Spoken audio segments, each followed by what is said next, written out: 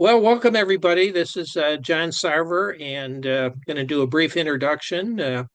I think many of you have been to one of our GLREA's Thursday evening Zooms, and as you know, we always want to thank our sponsors: the State Department of Environment, Great Lakes and Energy, Eagle, Homeland Solar, Harvest Solar, Sumter Solar, and Sri Energy. And many of you, or maybe all of you, hopefully are members. But if you're not, we'd love to have you join GLREA, which you can do online at glrea.org. And tonight, Ed Rivet, who many of you know, who's the executive director of the Michigan Conservative Energy Forum, and is the lead for these homegrown power program, is going to give us an update on Public Act 233, which is the legislation that relates to siting and zoning of utility scale solar, wind, and batteries. Please mute yourself until Ed is done with his presentation. And with that, go ahead, Ed. All right. Well, good evening. Welcome, or thanks for welcoming me back. I think I've done a couple of these now over the years, and it's always great to be back with friends. And yes, for those of you who are at the annual meeting or watched it back in November, yeah, I'm the guy who was in the in the brace, but I'm well past that and healing. So. Anyway, so yeah, Public Act 233, if you aren't familiar or it's a little rusty, is the law that was passed to create an alternative route for project permitting for utility scale wind, solar, and battery. The law really creates a carrot and stick setup where there really is an encouragement within the structure of the law for both the local unit of government that has the jurisdiction to permit and the developer to work together. They would both have some real advantages under the law if they work together and avoid going to the state level permitting process, which is under the jurisdiction of the Michigan Public Service Commission, the MPSC. So that's kind of the legal structure and the incentive structure. We'll talk a little bit more about that as we go forward. But so the law was passed in November of 23, but it had a 1-year delayed effective date to give the MPSC time to develop its process because it was going to be brand new, not been done. They had to figure out how they're going to implement the law. They had to establish their application process, their criteria. They had to hire staff and train them and ramp up to be ready to actually receive these applications from developers. And so the law didn't take effect until November of 24. And of course, just as the law, the calendar was turning to the effective date of the law is when the lawsuit happened. And a collection of about 75 townships and another 7 or 8 counties banded together and filed a lawsuit against the commission saying that the interpretation of the statute that they made, the application process, the interpretation of some of the terminology or definitions within the statute was done improperly, and that it should have been through a formal rules promulgation rather than just an internal process. So that is the nature of the case. It was filed in November of 24, just as the law was taking effect.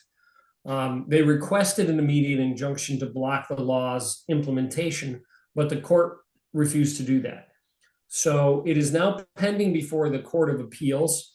The case was, the written briefing was done back in April of last year. So as we rolled into 2025 last year, the law was in effect and the case was before the commission. The case was before the Court of Appeals. All the briefings and everything were due by about the end of April, and there's literally been nothing since. It's just gone into a black box. And the court, in a strange kind of scenario, usually when a case is filed, they hold, if they're going to hold oral arguments, they schedule them up front. They ask all kinds of questions, and then they disappear into their magical process of writing the opinion and all that. What we were told by about midsummer last year was they're not going to schedule the oral arguments right away. And if they do, they're actually writing the opinion, the decision. But if they have remaining questions on how they feel they should, finally decide on the case, they might schedule oral arguments toward the end, which is just kind of backwards.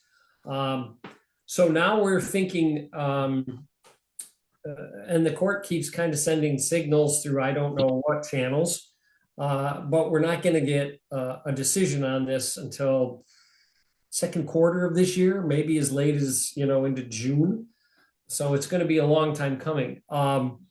And if they were to rule in favor of the townships and the counties, that the commission has to go back, maybe change some definitions and promulgate this by the rules process, it will suspend this law for like 2 years, because the rules process is cumbersome. It's not very fast. And we assume it would suspend any additional applications, and it may suspend the applications that are currently before the commission. So we're waiting, and we are hoping that the court does not side with the local jurisdictions. I will tell you from my years of experience in litigation, and I am not a lawyer, but I play one on YouTube, that I thought the briefing and the arguments that were brought by the townships and the county was very weak. I expected a much stronger case to be presented.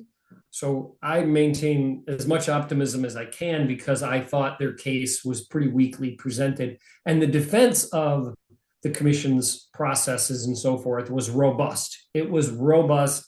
And many groups filed amicus briefs, friend of court briefs, including MCEF. I don't know, did GLREA, did you guys file a brief at all in the case, John? John?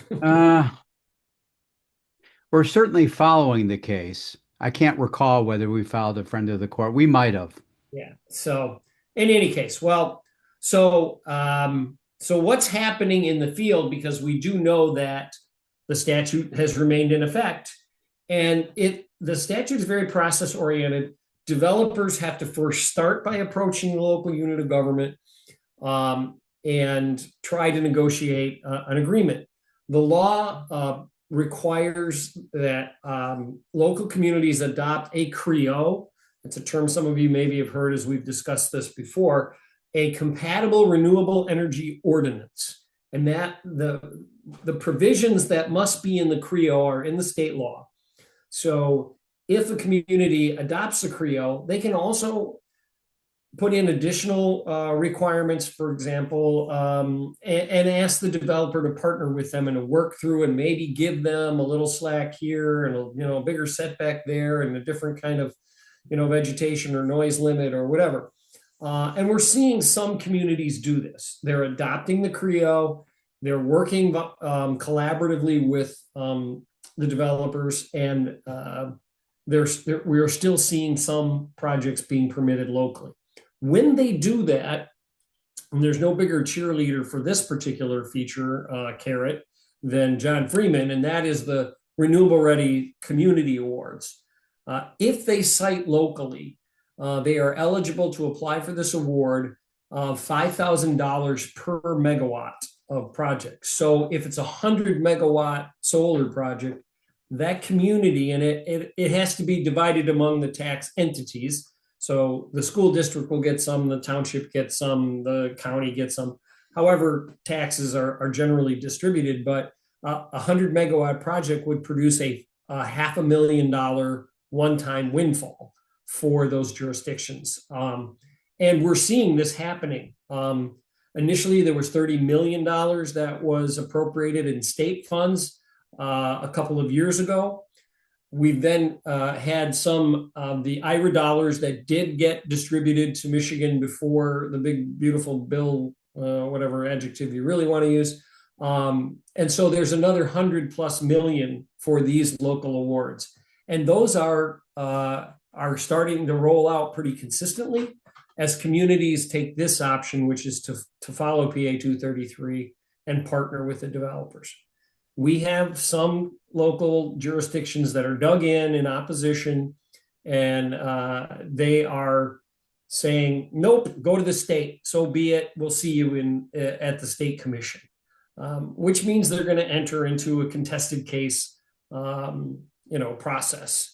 And lastly, we've got some that are somewhere in the middle, and we're not quite sure what we think their end game strategy is. But in some cases, they may turn and throw up their hands and say, fine, go to the state and we'll see you there. And in other cases, they kind of retreat and decide, okay, let's not fight them. Let's work together. But we're kind of seeing the whole spectrum of how communities are reacting to PA233 and whether we're getting projects built. So we're seeing them, which is good. So how are the applications, how they're handled? So currently there are 6 cases filed. 5 of them are for solar projects. 1 are for wind. We know that there are several more in the pipeline that would be solar. We think at least another wind project is working its way through. And we also think there are a couple of battery projects that are working through that process. Because they have to go through a minimum of a 4-month process of engaging the local community, engaging the local officials, holding a public meeting, checking a series of boxes. And then if at the end of that 120 days, they don't have an agreement with the locals, then they can go and file their application with the Public Service Commission. And when that happens, it goes into a standard contested case timeline. And I know many of you, if you've been on these calls where John Richter has talked about the various rate cases and you guys intervene in many of them, courageously intervening in them, you know that they take months and months, and it's very structured with evidence being submitted and expert witnesses and affidavits, and you can cross-examine and all those processes. Those apply in this case. Now, they've never done them for how do you determine whether the developer has done the most appropriate thing in developing and designing the project and accommodating the best interests of the community. So there is no particular standard, and that's kind of going to be made up at the time. But because it's a contested case, both sides get to, build the record as strongly in their favor as they can. And that's where we're at. So I can tell you that the MPSC staff is doing super diligence. They have done their homework. It's a great team. They're very, very committed to doing this well. I spoke to the supervisor earlier this week in the first case, which is Acceleration Solar right here in Ingham County, next door to my township. And I spoke to the supervisor, and he told me that he was impressed with the Public Service Commission's approach to this through what their representing attorneys told him, but that they don't feel like this is a one-sided deal and they're being shafted and that the developers are going to just get everything they want. He really felt that they were being listened to. So that is to the credit of the Public Service Commission staff. And the whole team is under the direction of Sarah Molkoff. I know many of you are probably familiar with Sarah, and she's in charge of that office. And they are doing their job very well. So hopefully, when they get around to it, it will be a well-documented process, and the ultimate decision can be justified. Now, interestingly enough, in most of these cases, which are overseen by a administrative law judge, at the end of all the evidence and testimony, the administrative law judge basically writes an opinion, a proposal for a decision, because the commission ultimately decides and issues an order. But in most of the rate cases, the overseeing administrative law judge kind of crafts their opinion of what they think the commission should do. What we've been told is they're not going to do that for the first couple cases. There will not be a PFD, proposal for decision. The whole record will be submitted to the three commissioners, and they will make their own decision on the first couple of cases. Now, I am certain that the staff will have recommendations.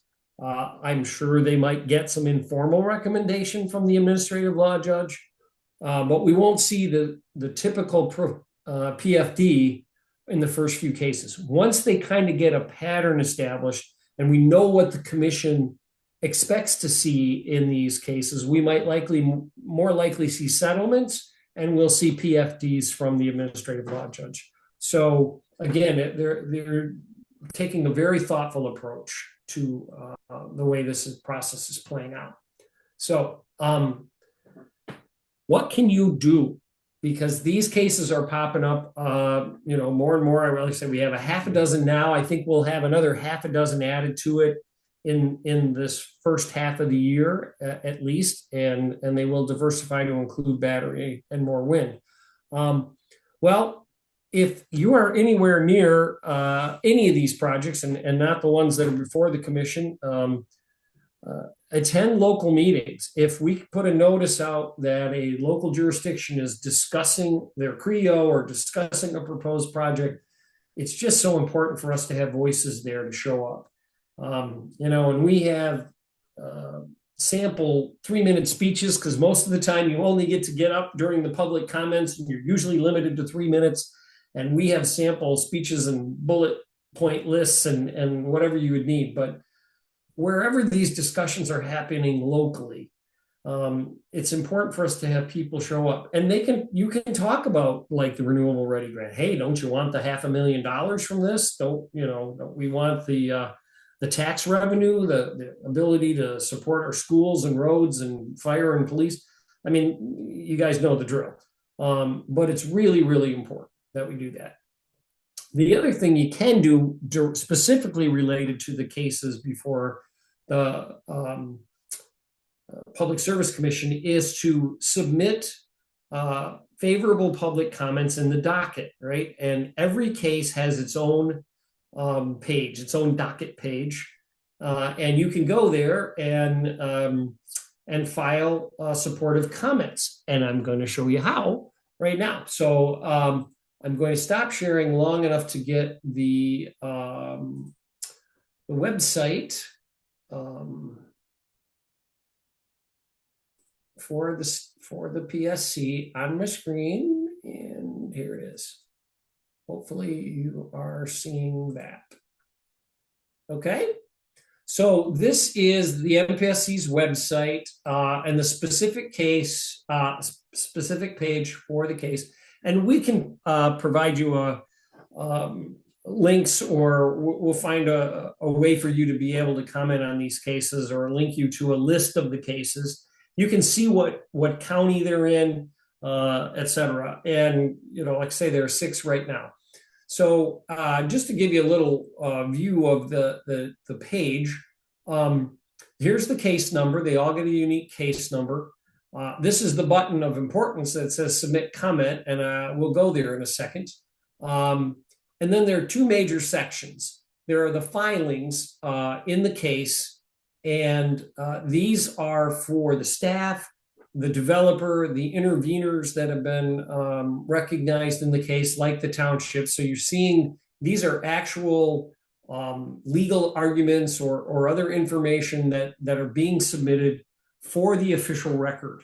And so these are the filings, and there are currently 81 filings. And as I scroll past, you can see it might be from the project developer, Acceleration Solar. It might be some element of the case that the PSC staff has asked for, et cetera, et cetera. So, but we're going to go a little further down screen here to the case comments. And this is where you get to play a part. And if you're interested, you can read the case comments. So our good friend Mike Booza, many of you might know Mike from Sierra Club and that. He's probably a member of this group too, isn't he? So here are some comments, and you just and you will your comments will end up listed here in the case comments. Now they have to be approved by the staff before they are posted, but generally speaking, short of saying something inappropriate for public posting, whatever you post, they're going to do. So I'll show you real quickly how that runs. So you come to the page for the case. This is the Acceleration Solar Project. To click on Submit Comments. It will give you this terms and conditions, and essentially what it says is your comments are going to go on this website page and they will be publicly viewed. So you have to accept the fact that whatever you submit as a public comment will be visible to the whole world on this page. So you accept that. That'll take you to here to put your case comment in. Got to put your name, got to put your address. You per se aren't representing GLREA. You can just represent yourself, so you don't have to fill that one in. It's not a mandatory thing. Nor is your city or state, but I would put them in. It's important for the commission to know you are a Michigan resident. So I would put your city in Michigan in here, or zip code. Then you have a couple of options for your comments. You can just type them in here in this box, or you can copy and paste something into there, like type it up separately first, and then just copy and paste it on your clipboard and stick them in there if they're not too lengthy. You can choose this option, which is, well, you know what, they require you to put some gibberish here. The other option is to do an attachment. So you could say, see attached, see attachment. Type that in there and then click on this button, and it'll know that you want to attach your comments as either a Word form document or a PDF. So if you just want to type it up in a memo form, put the case number at the top, put your name and address, and type your comments and save it as a Word document or a PDF, then you can do it this way. See attachment, click this. Now, I point out the thing at the bottom too, the spam filter. So to make sure you're a real person really submitting, there's always a math problem at the bottom, and it's written out. So you have to just answer the math problem. In this case, 9 plus 5 is 14. So you just type in 14 and then you hit confirm. All right. So if you've entered your comments in the comment box and you hit confirm, you're going to get a message saying, okay, thanks for your deal. It'll be reviewed and you'll be notified when your comments have been cleared for posting. Or if you've clicked the box here to do an attachment, it's going to say, okay, click to attach your file here. So when you get your info in and whichever means you want to make your comments, then you hit confirm and you're essentially done. And then after you've done that, like I say, you should get a message, and then eventually you can come back to this part of the case comments and your name's going to show up. Now, I know that Mike just did his last week or at the beginning, right? So his are the most recent comments, and you can scroll back through and see other comments. Valuable maybe to get your juices flowing is read some of the people who write really stupid comments and it'll just inspire you to want to write a very strong defense of this great technology, whether it's wind, battery, or solar. So that's the way you can do it. I will work with John, and we'll try to create an access for you if you'd like to. He can email it out to all of you on this, and maybe to folks who have watched the recording later, where there'll be a list of the cases and a link to these individual pages. So that way you can just click on it and it'll take you there. Also, I'll point out, I didn't do this in the training. If you want to follow this case, you click on this, and I think they'll ask you to confirm your email. And every time something gets formally filed in the case, and this web page is updated, you get an email notice going case filing in case 21-932. And you can see, now I can tell you, as you've seen 81 filings, and some of them can be lengthy documents. I don't dig into the weeds of those, especially now that there are 6 cases that we're tracking, and you could just be, buried, up to your eyeballs in that. But if you want to be interested in a particular one of the cases because it's near you or you have some interest, you can get email notifications every time something is filed in the case. So I'm going to stop sharing there. I just did a pretty major fire hosing of the status of the law and how it works and what you can do about it. So I think that's enough chatting for me. I'll shut up and we'll do some questions. Yeah, you can raise your virtual hand. You can find that down in the bottom under reactions. And oh, go ahead, John. Ed, in terms of the effectiveness of submitting comments, I'm assuming that if someone lives near the project, that kind of a comment will have more impact than someone that lives further away. Or is it still helpful to submit a comment even if you don't live particularly close? Yeah, it is. I mean, it's not a he who gets the most comments wins, because our comments are only supportive, or they're not even part of the official record that makes up the case, because we're not interveners, right? If you're an intervener, then everything you submit is part of the record. However, if you want to file comments, the important thing is to make your connection to the value and importance of this utility scale resource. I see Clara's on, and she can talk about, and if anybody else is on who are farmers and landowners, who Clyde's on too. You can say that this is an important property rights issue, or this is the way we can sustain our family farm operation because of the stable revenues. Or any of you having experience with solar on your own home, or you're part of a business that installs solar. If you can establish your credibility at the very beginning. Hi, I'm Joe Schmo, and I'm not from the community. You don't even have to say that.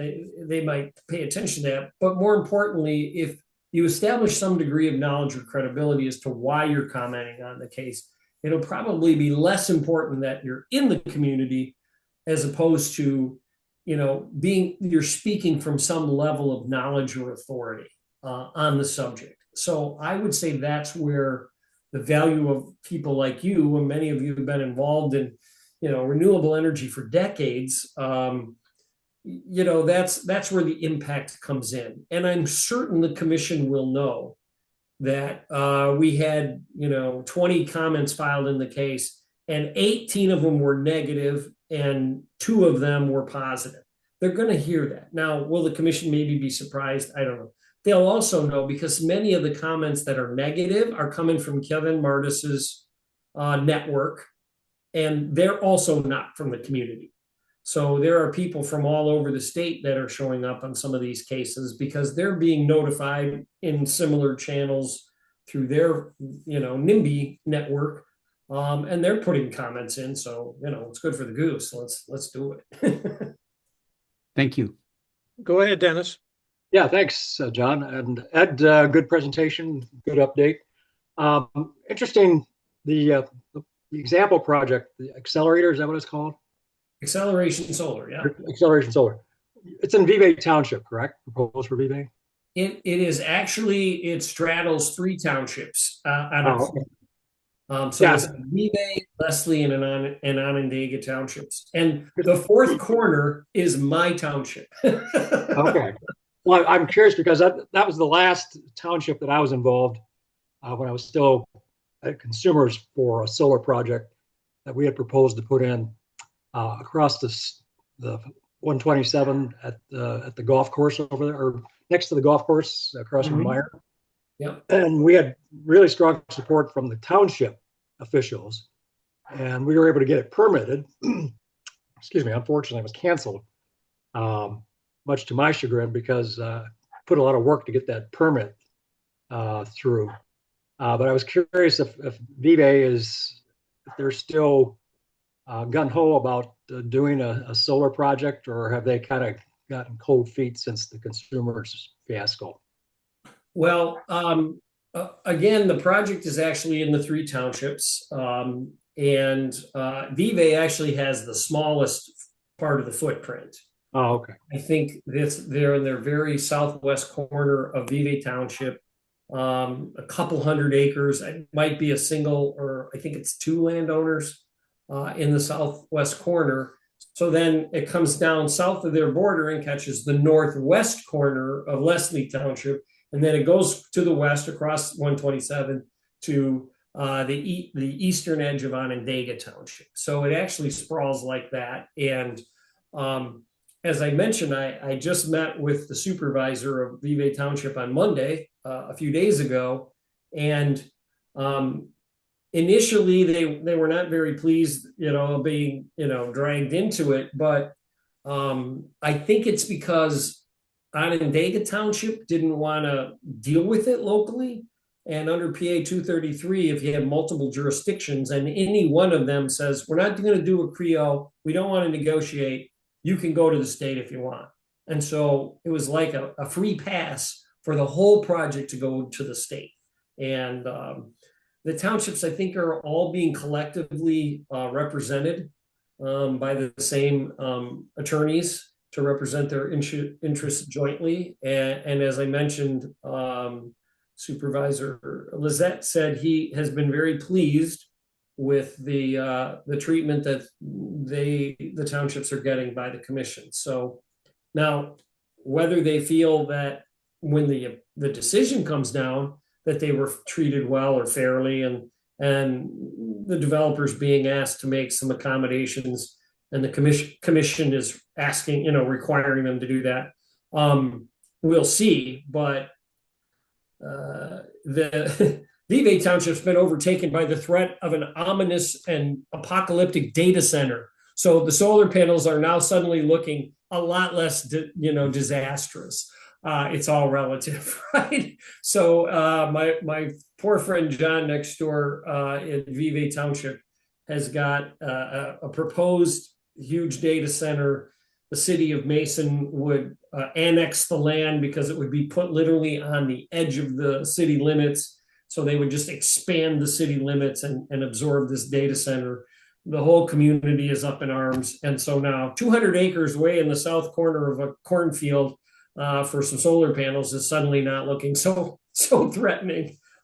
So we'll see. I mean, I'm pretty convinced that these projects will be cited.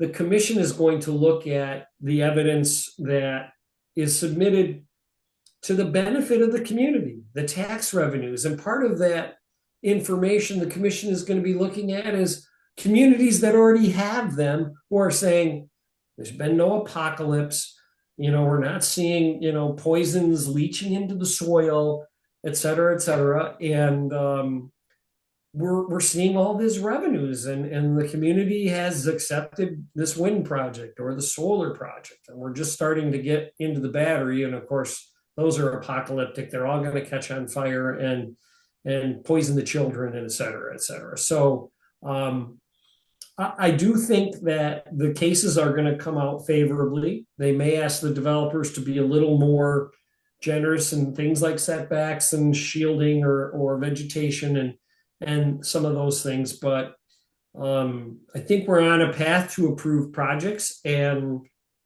everyone will find out that they're not harmful to their community. They're really, really helpful. So. Yeah, is the 20 comments so far typical? And those 20 comments, are they more negative than positive? I haven't looked through them. At the very beginning, when the case came on and I was, familiarizing myself with the website and what was going, they were almost all negative. Now, I know there are some positive comments sprinkled in there. I don't know how many, but I do know that there are also comments coming from people who don't live near the project. Right. It might be, maybe I'll have one of my Land and Liberty team guys go through and we'll keep a tally. We'll take a look at how many comments there are in each of the 6 cases currently and do a tally on negative and positive. And then we can track, and if now there's 21, now there's 22, we'll just kind of do the scratch mark /5 and we'll keep track of it. So, Ed, after the commission makes a decision, is it possible or likely that somebody will go to court to challenge the commission's decision? It is possible. I'm not sure if it's going to be likely, because they will already have had this quasi-judicial process. The commission's order will map out the reasons why they approved the case, indicated the the requirement under the statute, and I'm struggling to think of the exact phrasing, but that the benefit to the community outweighs any perceived or potential negative outcomes of it. So that will be in the reasoning of the commission when in their order approving a project. And I'm sure the attorneys representing the townships would go, okay, we made that argument and here's their rationale, and we can appeal to a court, but I don't know if the court's going to see it any different. So, and do you have the money? Now, under PA233, if the developer files, as they have, then Rivet, Leslie, and Onondaga Township can share $150,000 or $75,000 for a single jurisdiction, or $150,000 for 2 or more jurisdictions to share, to use to pay their lawyer. So they hire one lawyer, and the developer is going to have to cut them a check for $150,000 to represent them before the commission in the case. So if they've gone through all that, they've had that representation, they get the order and the commission's rationale for approving it, the lawyer is going to have to sit down with them, and say, you're my clients. If you want to pay me because if you want to pay out of your treasury, because the developer's been paying me up till now, here's where I think your case lies. And, they may go, let's not. Yeah. Hey, Clyde, go ahead. Go ahead, Clyde. You're muted. That's better. Ed, in your interfacing with the developers, have you seen any much of an attitude change about agrivoltaics combination? I was at a meeting down in Blissfield here a while back, and Orsted, I think it was going to do a project, and they were more willing to talk about agrivoltaics than Detroit Edison or Detroit or Consumers Power. Well, I think it's really it's a great question. I think it's really a function of the individual developers' philosophy on this. Some of them, I think, feel like, this is revenge of the developer. We have PA233, and we're gonna go make our case before the commission and just win, because we've been tired of being shut down by the NIMBYs and the local jurisdictions. And too bad for you if we win without giving a lot of concessions. But there are others that are working as diligently as they can to stay out of the state siting process. And so they are the ones that are starting to adopt an attitude of, can we do agrivoltaics? Can we accommodate the project in ways that Lee Andre is about to come on the screen and talk about, because I know Lee Andre. Some of it just comes down to corporate culture and philosophy. And of course, after the big beautiful bill ended the subsidies, they're not tax credits, investment tax credit, production tax credits for these projects, we saw a really massive shift toward battery storage, because they haven't cut off those credits for battery storage. I tell you, by September, there was a flood of developers coming into the state and prospecting battery storage projects. So, and we're seeing the same NIMBY reaction, the same kinds of apocalyptic threats that these are going to bring doom, and because, like the large project in Saline Township there in Washtenaw is expressly tied to DTE adding the battery storage capacity to make sure they have the power for this mega data center. People are now conflating battery with data center. And if you hear that battery's coming, that means a data center's coming. And now, of course, we're starting to see the build out of transmission lines, which is an entirely separate thing under the MISO Tranche 1 long-term planning. and they're seeing, oh, they're bringing a new transmission line through. That must mean that a data center is coming. And, the tin hats come out and the conspiracy theories on the internet come out, and, it's crazy. So for the developers, it really is, their decision to how they want to approach the process. And do they, there's big advantages for them not going to the state. So most of them are trying to figure it out. Yeah, go ahead, Lee. Yeah, when I heard that Ed was going to check off the number of comments, positive and negative, I thought he'd point out that there's a project down near Columbus, Ohio, that they found that the majority that if they got rid of the ones that were actually fake comments, where people had put in a name that they made up and then made a negative comment, that changed the balance quite a bit. Yeah. And so, and the other thing is that the one case that for RWE in Lenawee County, that's on the docket. I don't know if it's got a project number yet or not, but when I read some of the interveners' comments on that, they listed my name because I was at a meeting and I made a favorable comment to solar power.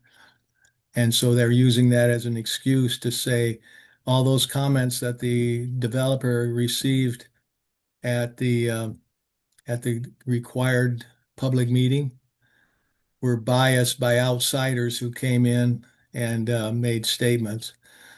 So I've always tried to only speak when I'm trying to correct a actual scientific error, that someone has made, and not really put myself as a in a positive that I want the project or I don't want the project because it's not my township.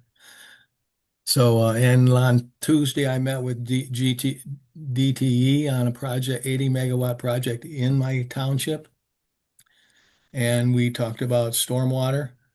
And those gentlemen were quite well informed on the subject, and we exchanged some ideas. So it's not a open and shut door. It's nice to be able to talk to the developer. Yeah. Corporate philosophy, so to speak, or culture. But then I have a question for Ed. I have a question for Ed. Wow. You have an actual question? Can I word search these interveners stuff to see if a certain word is used or a certain person's name is involved? Well, you can, when you go to that comment section, you can download the comment. I mean, you click on each of the comments gets it's the case number, it says CC or something like that.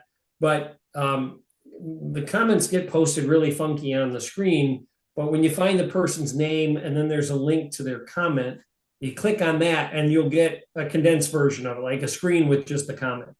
From that, you could copy and paste it into another, like a Word document or something, that if you're going to do a search through it.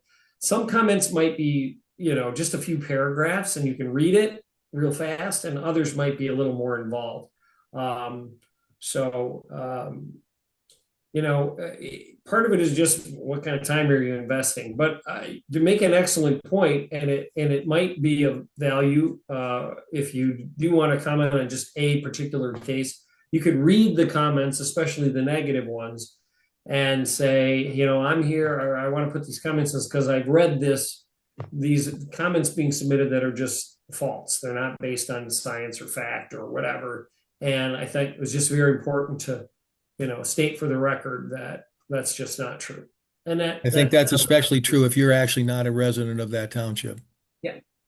Sure. But I can assure you that if we were to look up some of these people, and there are a few people that I know their names well, and I know exactly where they're from, and they're not from the project area. So. Yeah, go ahead, Rick. Yeah, do you happen to know the status of the Renewable Ready Communities Award Fund? There was 30 million appropriated, and maybe 20 of it used up a year ago. There's 10 million left. Is there anything left now, or? Do you know? Yeah, actually, I can tell you that all of the 30 million in the original appropriation has been essentially awarded. Now, they don't pay out until the projects get started, and they don't finish the payout until the project's online. So they get it half and half. When the project starts, they get half the money, and when the project goes online, they get the other half. But all of those original funds have essentially been awarded, approved for dispersal. The IRA funds that came to the state, they had a lot of discretion and what they could do with it. I mean, there were some certain lanes, but um, uh, the state early on decided, the energy office with an eagle decided to reserve as much of $129 million pot to the renewable readies because they knew the 30 million was going to be spent pretty quickly. So almost all of the $129 million is going to go toward renewable ready grants. Now, a portion of it under the federal law had to be reserved for tribal energy development projects. So I think like 11% of 129 million is set aside for tribes to do, and not just a wind or solar, just any sort of clean energy or energy related work. So you take away, 11% of 129 million, and you still have over 100 million that can go toward this. I don't know if they have started to make awards out of that pot yet, but they're certainly on the verge of doing so because the original 30 million is all spoken for. So we could still hang Go ahead, that Charles. carrot, Oh. out there. Pardon? We could still hang that or put that carrot out there for communities to let Absolutely. them know. Yeah. 100%. Okay. Thanks. Go ahead, Charles. Yeah, Rick, thanks for putting that notice about Friday's presentation. That's tomorrow. Just would invite everybody to participate in that. I'll be presenting, but then we have Byron Komenick, who's with Jack Solar Farm in Colorado, and he's got some really, really good things that he's going to be talking about. So I just wanted to dovetail on something that Lee had said. Lee has an RWE project in his neck of the woods. I have an RWE project going in my county, 1,200 acre site, and I learned something here just recently that I think is germane to our conversation, especially as it relates to agrivoltaics. I had a farmer call me, and they had met with RWE, and RWE had gone out several years ago and entered into agreements as they were building building the land, the number of acres that they needed for their solar projects. Well, they didn't follow up like they should have with these landowners. And when I went and visited with them, they thought the project had fallen through. So when I passed that along to RWE, they went back out and revisited these folks, and some of them didn't re-up. But then they went out and beat the bushes a little bit more and found new landowners that were interested in participating in this project. And one of those landowners was a dairy farmer who had gone out of business about 10 years ago, 15 years ago. And the land that they entered the contract, the lease agreement, they were growing alfalfa. And alfalfa right now is a high dollar crop. We need alfalfa. We're actually importing alfalfa into Michigan to primarily for our dairy herds. And what they ended up getting RWE to agree to allow them to grow alfalfa in the solar project, not on the outside of the arrays, but in between the array. And I think that was a huge shift that's a huge paradigm shift, because this is the first time that at least I'm aware of, that a solar developer has agreed to have a crop like that inside a solar array. So I think this RWE project is probably going to end up going through the state because there's lots of opposition here in Ottawa County. But I just wanted to share that with you because we have a precedence now where a farmer has actually won. They've actually got the solar developer to consign on a demand, if you will, that the farmer wanted, and I think that's just awesome. That's a huge corner that we've turned. Yeah, it is. And we at our national conference, we have a national conservative energy, network event each year, and we were in Ohio last year for it in Cleveland, and there was I don't remember his name, but an agricultural or an engineering, or maybe an agricultural engineering, I don't know, professor, and he was talking about their project of working with um, farm implement manufacturers to design tractors and equipment that would specifically be the scale to work between solar array rows. So, because, obviously when they're doing huge row crop things and you see these enormous combines out there just taking up how many rows of wheat or corn or whatever. But the idea that you could plant rows of alfalfa between, and have the right size equipment to be able to go through there and effectively leverage that property, so that it's not just pollinator is great, wild, natural ground cover is great, but so would alfalfa. I mean, it'd be a huge deal. And if you have the right equipment to make that width row effective for planting and harvesting, yeah, I mean, there's a win-win waiting to happen. So that's what I want you to do, Ken. Well, go ahead, Lee. Yeah, besides having the equipment, you've got to make sure that the row to row wires are either underground, which many of them are, but in other areas they're using the cab system, which runs the wires above the ground. And that's a very detrimental part of traffic, the traffic that Chuck and Ed were just talking about. yeah, it does take some intentionality, but there's an increased willingness to do that from the developers. Oh. Other comments or questions for Ed? Oh. We're almost to getting close to 8 o'clock. We still have a few more minutes left. Ed, do you have any concluding comments you'd want to make, or? Keep your fingers crossed that court cases go our way, however many months it is in the offing. Engage where you can, and keep being the great advocates you guys are, because you've been at it longer than anybody, and just raising our voices as many times as we can is necessary to go against the tide. We are definitely, stroking against a really difficult tide upstream, and but it's been that way for the decades. I mean, you guys have slogged, some of you, for so long trying to convince people that this is going to be a viable future, and we're getting closer to it every day. So just keep doing what you do. In process like this, right, Ed, you don't necessarily have to write a book. You can write fairly short comments to the point, like you said, based on your experience, whether you're a local resident or a solar owner or a farmer, or, so that you don't have to be compelled to write pages and pages. Rick, go ahead.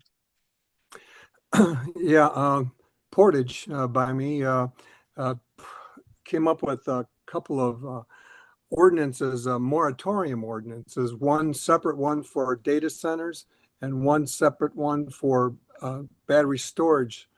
And the battery energy storage system seems much less threatening than the data centers.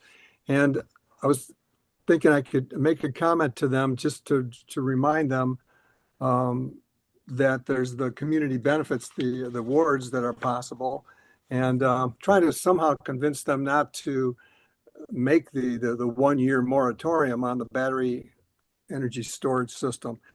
But I mean, 1 year can go by pretty fast. I wonder if it really makes much difference if they put just a 1 year moratorium on them. They say they want to study it. There's 2 years they had to study it already. Would it be wise I mean, could they just say not? Yeah, well, I chair the planning commission in my township, and the township board has ultimate authority. We're just a recommendation body. But the board has already implemented a 1 year moratorium on data centers and under the general police powers. Then the resolution that the board passed in doing that instructed the planning commission to also craft a moratorium, a parallel moratorium in our zoning ordinances, and then also create a permanent ordinance by the end of the moratorium time, which would be, February of next year. So, I'm chairing a meeting a week from Monday, and we're going to discuss the moratorium. Now, the attorney sent a draft ordinance that was a combined battery and data center moratorium. And I pushed back and said, I don't want to do that because data centers are zoned and under the authority of the Zoning Enabling Act, but batteries are governed under PA233, and they have not the same set of rules. And I do not want to conflate these issues and lump them together. We need to keep them separate. So I won't recommend, the rest of my fellow commissioners can, vote different than if they want, but I, as the chair, will not recommend that we conflate the two issues. Separate them out. The 1 year moratorium is fine. We were actually working toward adopting a GLREA with additional provisions. And that's the plan. And then the data center thing exploded and took all the oxygen out of the room and stuff like that. So, Hey, go ahead, John. You're muted. Have Clara go. Okay, Clara, go ahead. Thank you. Just real quick, just curious if any of you on this call. oh, you just went Oh, mute. you just muted yourself. Sorry. Yeah. My question was, has anyone on the call had the Dr. Remington Navarre visit their township or county with his Health department. or the health department with his views? No. That's my question. Yeah, and I'm sure you saw, Claire, his health regulation approach is irrelevant because the judge just in the case struck down the health regulations in St. Clair County. So there was an effort I did. by this medical director of St. Clair County Health Department to create zoning regulations, but he called them health regulations. And after they were passed, DTE and the developer challenged them in court as illegal zoning provisions passed under the guise of health regs. And the judge agreed and struck them down. Now, the county could appeal, but they're going to get their backside handed to them. So while I know a few counties saw what St. Clair County did and thought about it, as soon as they went to court that quickly, the other county said, let's wait and see how the court case goes. And so I don't think we will see that effort come up anywhere again because it was lame from the beginning. I doubt. Did you want to say something, John? No, I'm good. I was just going to literally ask Ed to talk about that health thing. So Clara's comment was spot on. So thank you, Clara. Yeah, Yeah, I hope good. that's the last we'll see of that effort. Well, thank you very much, Ed. This has been very helpful and kind of bringing us all up to date and kind of elaborating on the issue and particularly kind of indicating how we can be helpful.